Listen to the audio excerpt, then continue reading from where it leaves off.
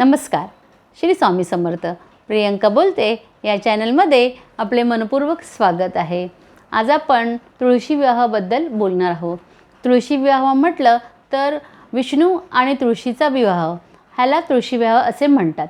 तुळशी विवाह म्हटलं तर हा तुळशी विवाह कार्तिकी महिन्याच्या देवउठणी एकादशीच्या दिवशी साजरा केला जातो आणि विष्णू भगवान चार महिन्याच्या योगनिद्रेतून जागे झाल्याने ज्या वेळेला ते शुभ कार्य, आपण कुठलेही शुभ कार्य तेव्हापासून आपण साजरे करतो आणि कोणाचं लग्न असेल, कोणाचं मुंज असेल तर आपण त्यानंतरच ते साजरे करतो. आणि महत्त्वाचं अजून एक तुम्हाला सांगते, आपले वारकरी बंधू जेव्हा पंढरपूरला यात्रेला जातात तेही आपण देवउठणी एकादशीला तिथे चंद्रभागेमध्ये अंघोळ करून, स्नान करून आणि विठोबाचं दर्शन करून ते आपली यात्रा पूर्ण करतात.